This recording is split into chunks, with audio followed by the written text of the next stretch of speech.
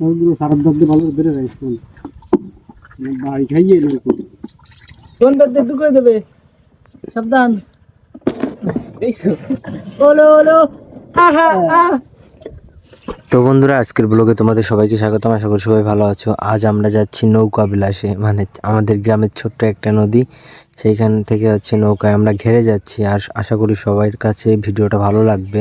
তো আমরা এই যে নৌকোয় করে যাত্রা শুরু করলাম প্রথমেই। আর যাওয়ার সময় দেখো কিছু ভয়ানক জায়গা দেখায় নদীর ভিতরে, ছোট্ট একটা নদী যদিও।